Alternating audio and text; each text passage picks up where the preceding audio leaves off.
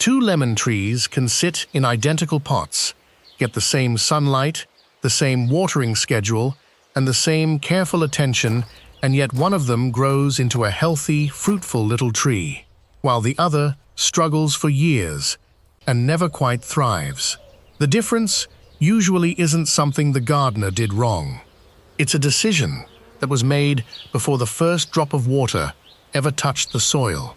It's the tree itself. If you've ever wondered why some container lemon trees seem to flourish effortlessly while others fight for every leaf, the answer often starts right at the nursery, with the variety someone chose to bring home. This is episode 2 of our lemon tree growing series. In episode 1, we laid the foundation, the basics of what it takes to grow a lemon tree in a container. But before we talk about soil, feeding schedules, pruning, or that first satisfying harvest, there's a decision that comes first, and it shapes everything that follows: choosing the right tree. So if you're standing in a nursery right now, or scrolling through an online plant shop, trying to figure out which lemon tree actually belongs in your pot, stay with me. By the end of this video, you'll know exactly what to look for, which varieties tend to do best in containers, and how to avoid a choice that could cost you years of frustration. Let's start with why this decision matters as much as it does. Why the variety you choose changes everything. A lemon tree isn't just a lemon tree. Different varieties grow to different mature sizes, branch out in different shapes, and respond differently to life in a pot. Some naturally stay compact. Others, left unchecked, will happily push toward the size of a small shade tree, which is a real problem when your growing space is a patio, a balcony, or a sunny corner of a living room. Think about what container growing actually asks of a tree. It needs to manage with a limited volume of soil and roots that can't spread the way they would in open ground. It needs to be something you can realistically prune and maintain without a ladder. In many climates, it needs to be light and balanced enough that you, or maybe you and a friend, can actually move it indoors when frost threatens. And of course, it needs to be capable of producing fruit under those more restricted conditions. Simply buying a lemon tree without asking these questions is a bit like buying a car without checking whether it fits in your garage. It might be a wonderful tree, it just might not be the wonderful tree for your situation. Before we go further, a quick note: this series is built to walk you through the entire process, step by step, from choosing your tree, to planting it at the right time, to the ongoing care that gets you to your first real harvest. If any of this is useful to you, it helps a lot to subscribe so you don't lose track of where we are in the series. And if you've got a specific climate or growing situation, drop it in the comments. It genuinely helps shape what we cover later on, and it's one of the best ways to support the channel as it grows. Dwarf versus standard lemon trees. One of the first things you'll notice when shopping for a lemon tree is that many are labeled dwarf. This word gets misunderstood a lot, so let's clear it up. Dwarf does not mean tiny. A dwarf lemon tree can still grow into a substantial, healthy plant, often reaching several feet in height and width, when it's happy. What dwarf really refers to is the rootstock the tree was grafted onto. Certain rootstocks are selected specifically because they slow and limit overall growth compared to a standard tree, which makes the whole plant more manageable. Standard growing lemon trees, on the other hand, are bred to reach their full natural size, which in the ground can be genuinely large. In a container, a standard tree will fight against its restricted root space for years, and the result is usually a tree that's harder to keep balanced and healthy. For nearly all container gardeners, a dwarf variety is the more practical starting point. It doesn't guarantee a small tree forever pruning, and container size still play a major role in how manageable it stays, but it gives you a real head start. Grafted trees versus growing from seed. Here's another decision point that trips people up. Should you buy a grafted nursery tree or try growing a lemon tree from seed? A grafted tree is created by joining a specific, known lemon variety onto a separate rootstock. That means the tree you bring home is predictable. You know what the fruit will taste like, roughly how the tree will grow, and importantly, for container gardeners, you're often working with a tree that's already a few years into its life, which usually means a shorter wait until you see fruit. Growing from seed is a different experience entirely. It can be a genuinely rewarding project, and there's something special about raising a tree from nothing.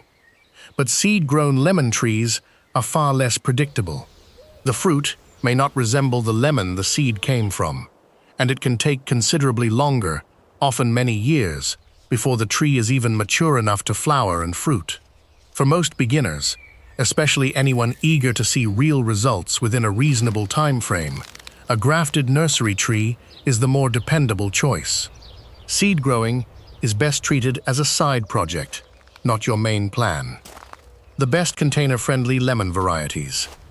Now for the part you've probably been waiting for, which specific varieties actually make sense in a pot. Let's start with the one most container growers eventually land on, the improved Maya lemon. This isn't a true lemon in the botanical sense. It's a natural cross between a lemon and what's believed to be a mandarin or orange, and that heritage shows in the fruit. The flavor is sweeter and less sharply acidic than a traditional lemon, with a smoother, more rounded taste. But here's what really matters for container growing. Maya lemon trees tend to stay naturally more compact and tolerate the confined root space of a pot better than many other varieties. They're also known for flowering and fruiting fairly reliably, even while young, which makes them especially satisfying for someone growing their very first citrus tree. There is a catch, though Maya lemons are more sensitive to cold than some other varieties. So if you're in a region with real winters, this tree will likely need to come indoors for part of the year. Then there's the Eureka lemon, one of the most traditional, classic lemon flavors.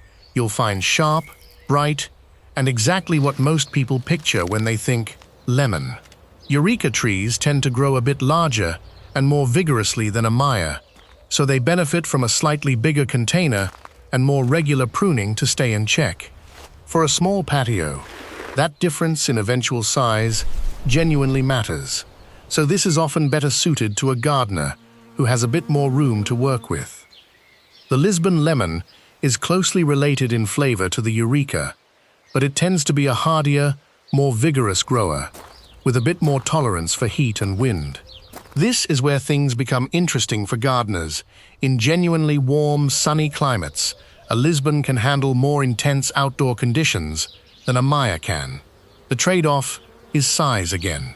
Lisbon trees can get large if left unpruned, so this variety rewards a gardener who's committed to regular shaping.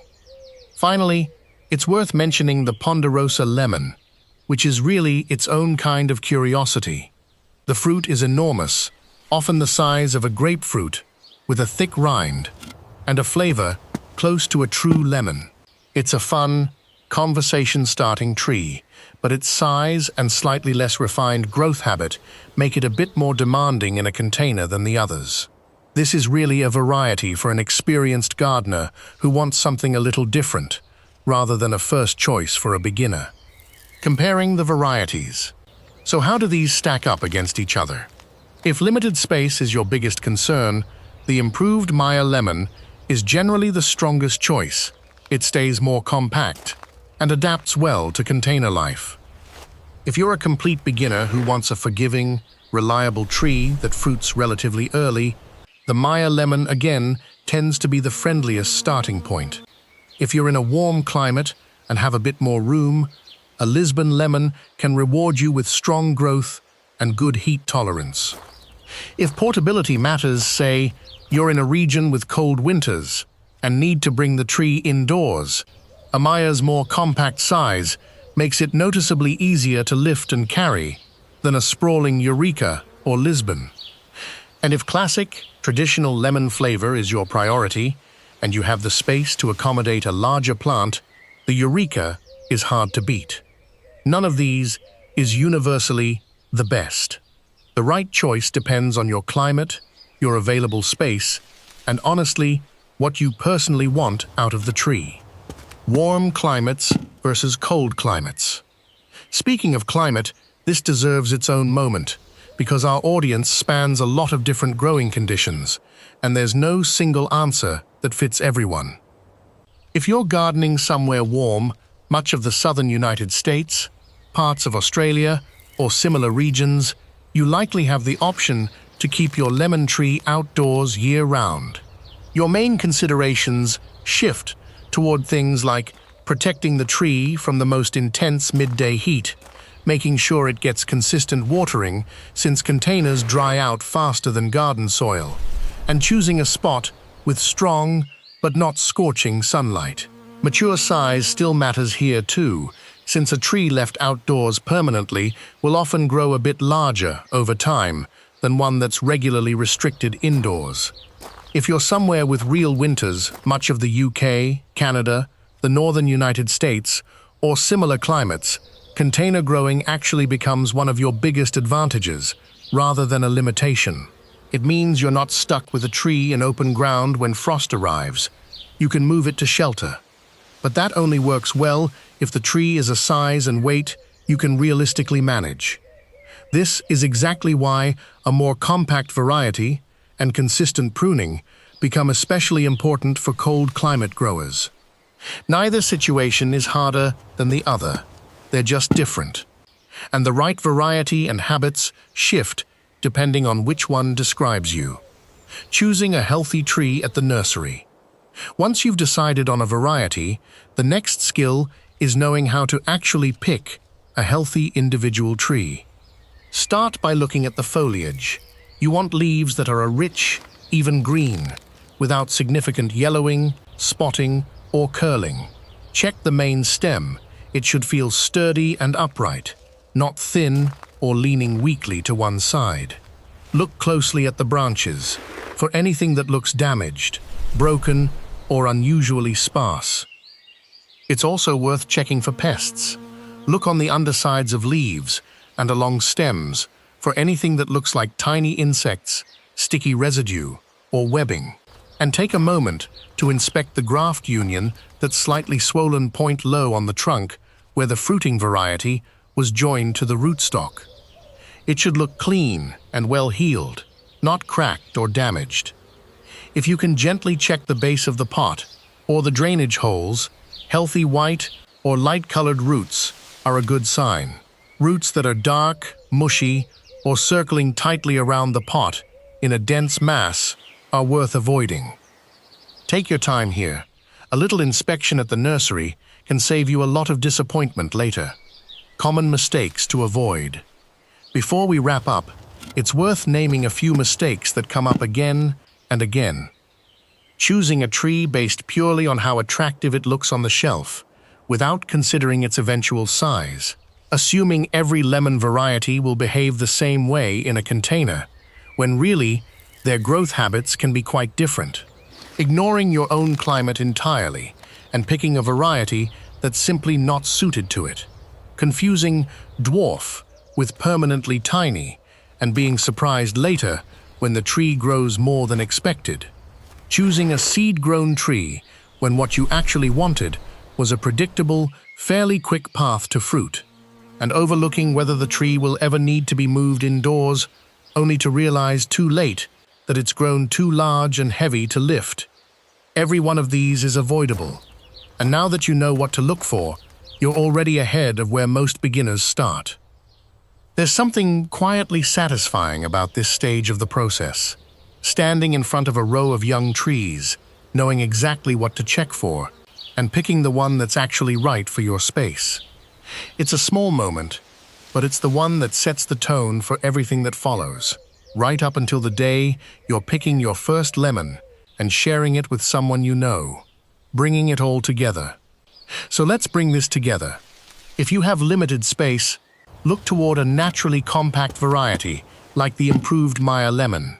If you're in a warmer climate with room to spare, a Lisbon or Eureka can reward you with strong growth and classic flavor. If you're dealing with cold winters, prioritize a tree you can realistically move indoors when needed. And if you're a complete beginner, look for a grafted, dwarf variety known for adapting well to pots. The Maya is usually the friendliest place to start. None of this guarantees a particular harvest, and every tree will grow a little differently depending on how it's cared for. But choosing the right variety from the beginning puts the odds firmly in your favor.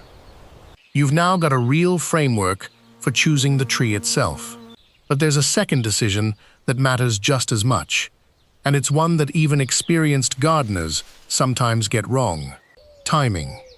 The exact same tree can perform completely differently depending on when it goes into its new home and what temperatures it faces in those first weeks. That's exactly what we're covering in Episode 3, When to Plant a Lemon Tree: Best Months, Temperatures, and Climate. We'll look at the best planting windows, how to read the temperature signals your region gives you, and how to avoid putting a healthy young tree into conditions it isn't ready for. If you found this useful, subscribing helps you follow the rest of the series as each episode goes live, and it's genuinely one of the biggest ways you can support this channel. I'd also love to know, what climate or region are you growing in? Drop it in the comments, because it helps shape exactly what we cover next. You now know what kind of lemon tree to look for. Next, we figure out exactly when to plant it.